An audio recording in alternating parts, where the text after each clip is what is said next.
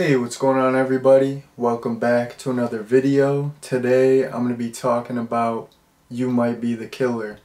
So, I had never heard of this movie before, which is weird because this is right up my alley, and I am a huge fan of all these newer slasher movies where they're kind of like an homage to the 80s movies, but they came out in like the 2010s or the 2020s. So it's weird that this like flew under my radar, but I was just at a Dollar Tree the other day, and if you all are familiar with Dollar Tree, they always have like all kinds of DVDs and Blu-rays. And the thing with Dollar Tree is it's so hit and miss with the movies. Like, you'll have to sift through like so much trash just to find some good stuff. Sometimes there's like a lot of good stuff, but yeah, like you can find some cool like hidden gems at Dollar Tree. So shouts out to Dollar Tree. Once in a while, like, cause I like to go in there and like, get some drinks or get some snacks or whatever once in a while. So it's like, might as well check out the movies. But yeah, I was just like driving home from school the other day, stopped in Dollar Tree, and then I found this, and it's like, of course I'm gonna pick this up with the cover. You got some familiar faces. Yeah, there's all kinds of glare going on. You got some. It's all good though. You got some familiar faces. It's like clearly a slasher movie, clearly an homage to 80s slashers. So it's like, of course I picked this up.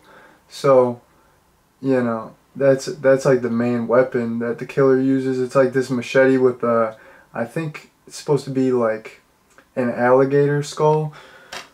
But yeah, that's like super fun sometimes, like when you just find stuff out in the wild that you've never heard of. Like that's some video store type stuff. That's like, when you go to Blockbuster back in the day, you just like see a cool cover, pick something up. So I mean, I'm a big fan of streaming. I watch all kinds of stuff on streaming, but that's what I like about like hitting Dollar Tree or thrift stores or like specialty movie stores. Like, you'll just see a cover and you'll just be like, I gotta get that. I've never heard about it. Like, how have I never heard of this movie? Like, I was at this like movie store by my house the other day.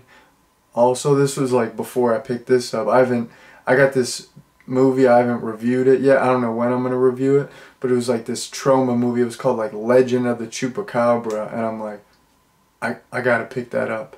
Cause yeah, I think I've mentioned this, but yeah, there's this one record store by my house, and they like also sell movies. So like all the movies, like all the walls are just like giant shelves of movies, like a video store, and they get some like really good stuff. They have like everything's like categorized in a section, so they have like a horror section, and I just seem like an absolute freak. I just like walk in, I go straight to the horror section, and then I'm just like I'll be there for like 15 minutes or whatever. But I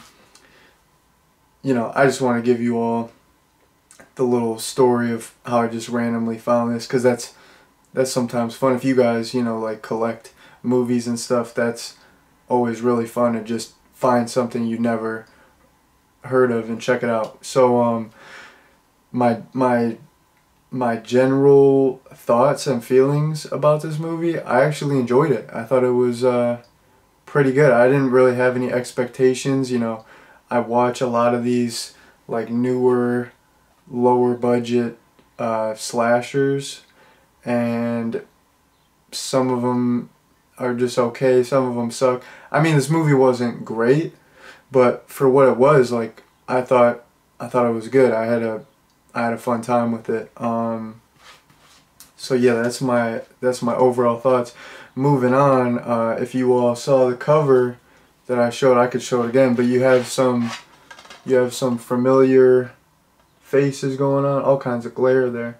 But you have Allison Hannigan, who of course was in all the American Pie movies. She was on How I Met Your Mother, and the gentleman on the cover, his name is, I gotta look this up because he's got a difficult name to pronounce. His name's Fran Cross, I believe. Hopefully I'm saying that correctly, but you know, he was in The Cabin in the Woods from 2011, and that's like actually kind of similar to this movie because it's one of those like meta horror movies. I'm not a huge fan of The Cabin in the Woods. I did see that in the theater. Like, I think I was in like middle school or something. I went with like my dad, my brother, and then one of my buddies, and that was cool to see in the theater. But like, I bought that movie on DVD. And I rewatched it. I've never been super into that movie. But his character, and that's funny. He was like the stoner guy who had the like coffee cup bong that was like, you know, it was like compactable. Like he would just like whip it out. Like, that was pretty sick. He was a funny character. He was like the comic relief in that movie. But anyways, another notable name in this movie is Keith David. But I mean, just to let you all know, he's only in the movie for like 30 seconds towards the end, and you don't even, like, he's not on screen, you just hear his voice. But I mean, Keith David, he's a legend, so I mean, it's cool that they included him in this some way or another. Alright, moving on. So like I said, this is one of those like meta horror movies, so you have all kinds of references, and like the characters are referencing like all the tropes of the genre. So basically, like the main character Sam, he's the head counselor, and he's trying to figure out what's going on. People are dying, blah blah blah. So he calls up his friend Chuck, who works at this this place that sells like games and comics and movies. It's almost like FYE, or like by me, they have these stores called Disc Replay where they sell like games, movies, collectibles, stuff like that. So she works at this like cool little collectible shop, and he's calling her up for advice because she's like just a total die-hard horror fan. So, you know, she's like walking him through all the tropes and, you know, what he needs to do and what's gonna happen and blah blah blah. And I really like that. Her character was similar to Randy from the Scream franchise, and I like those characters because it's like I relate to them. It's like, that would be me. Like, I know all this stuff. Like, if I was in that situation, like, that would be me. I'd be like, you got to do this, this, and this, and like, this is gonna happen, and you know, this is like the final girl, and this is blah blah blah. So like, she was super cool, super like knowledgeable about horror, and she kept like actually like referencing real movies. So she referenced Friday the 13th a bunch of times. She referenced like a bunch of stuff. I think she might have referenced Nightmare on Elm Street one time, but one reference that I really thought was cool was she referenced Maniac Cop, because she was like, I think she was asking if the killer's face was disfigured or something,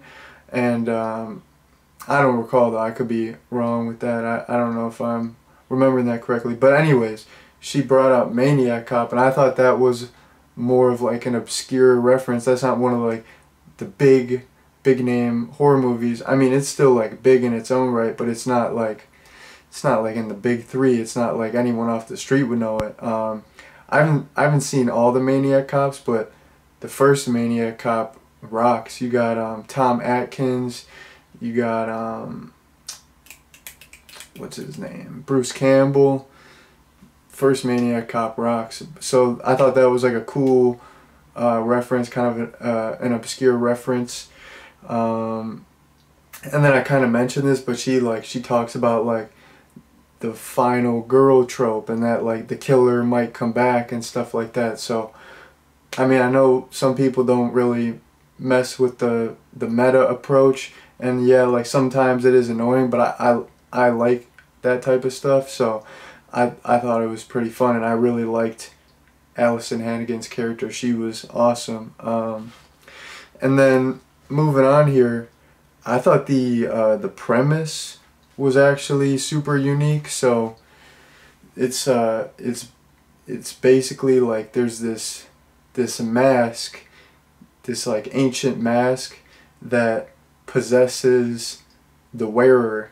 It's kind of like The Mask if it was a horror movie, and like The Mask actually kind of looks like The Mask, like the wood version of The Mask, like before Jim Carrey puts it on. But anyways, yeah, it's like this wood carver made this, you know, mask, and it's like it has all these like demonic elements, and like the first person who put it on killed a bunch of people. So there's this whole legend around it. They're talking about it at the camp, and the main counselor thinks it's true. But I just think that's like a super unique idea, you know, like a possessed mask that makes the wearer a killer, and it's like this ancient ghost story, which is perfect for like the whole summer camp element. It's like a campfire story. So I thought that was a super unique premise. And then I kind of liked how this movie was done. It was like a non-linear story, so it's like it like the present is, you know, like pretty much like the aftermath. Like a lot of people have died, and everything's, you know, gone wrong, and everyone's trying to like figure out what to do. But then it'll like jump back, and the story gets like pieced together. It's, you know, it's like a non-linear story, so it's like it'll just jump back to like little segments, and you'll get like little bits and pieces of what happened here and there.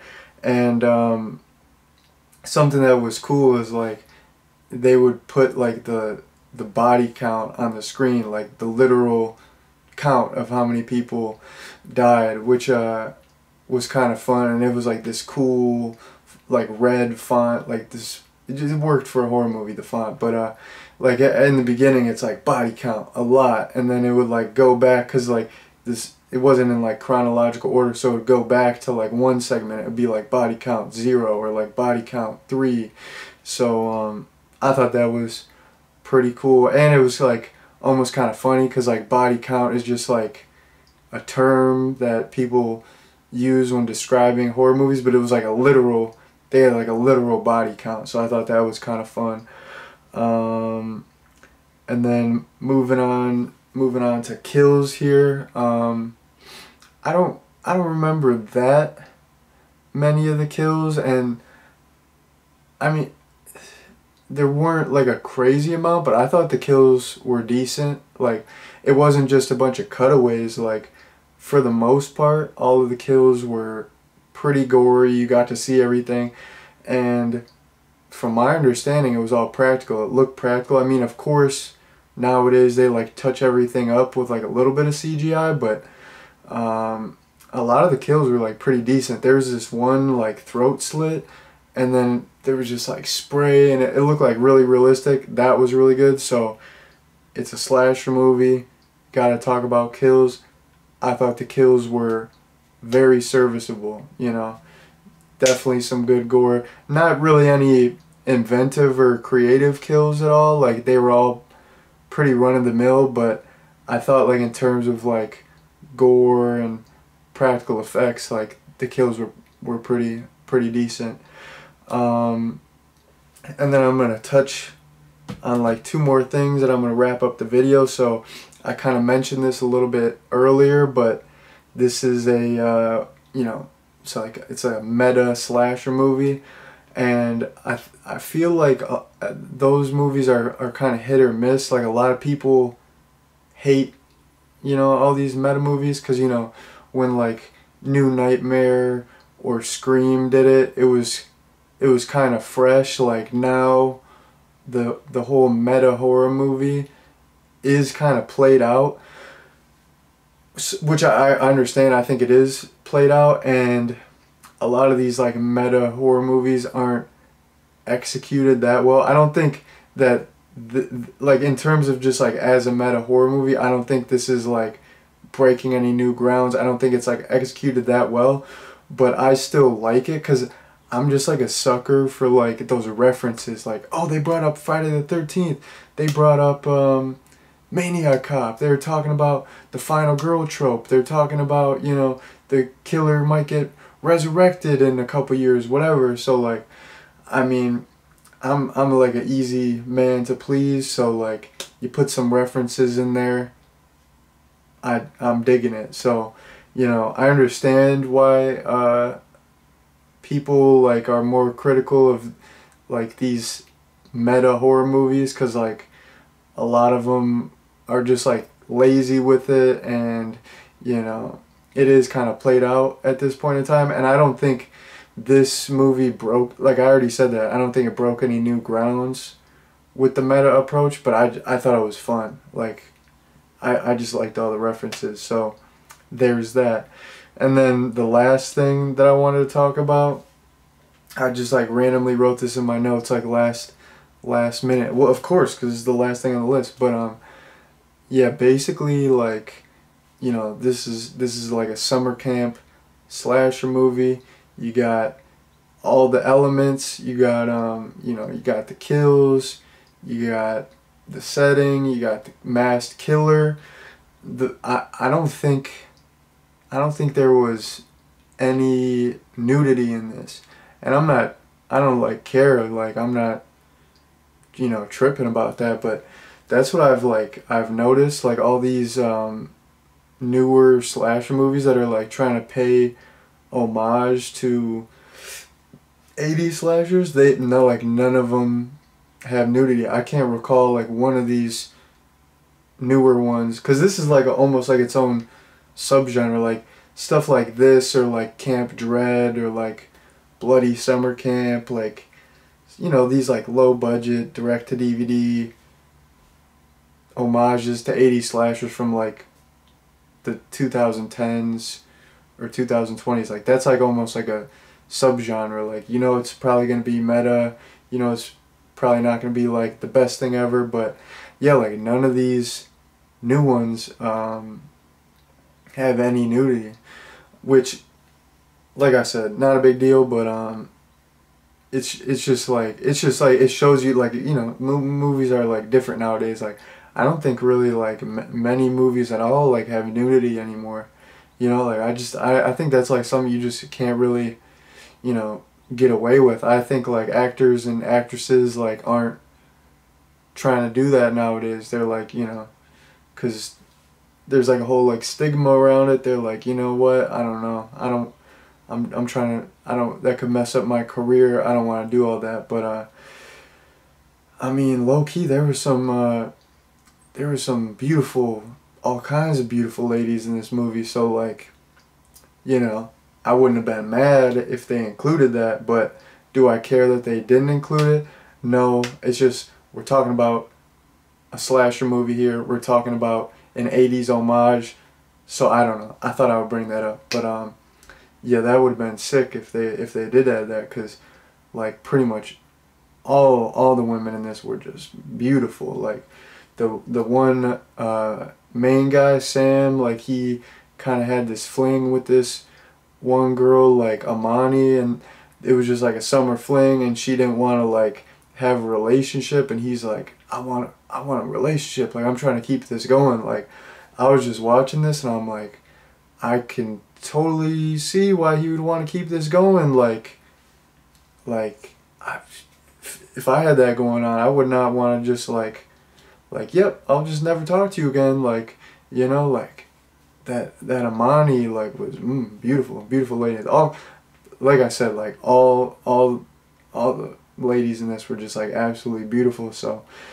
I was just, like, I felt bad for that Sam dude. Like, man, like it's like sad for him that didn't work out with that chick, because she was mad fine, dude, super fine.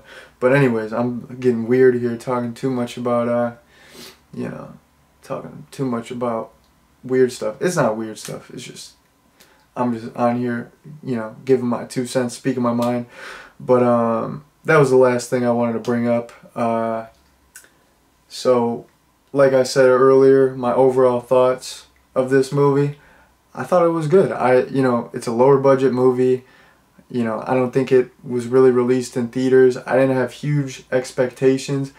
I thought it was unique. I liked, you know, I liked the non-linear story. I liked the whole premise of like the mask possessing people to kill. So yeah, like, you know, don't expect this to be like the best thing ever. Like, you know, I think for what it was good though. You know, for a low budget 80s meta slasher homage, it was good. So if you're a horror fan, if you're a slasher if you're a slasher man, if you're a horror fan, if you're a slasher fan, if you're looking for like a good summer movie to watch, I would definitely recommend this. So, you know, I'm gonna wrap things up here. That's been my review of You Might Be the Killer. Thank you all very much for watching, and peace out.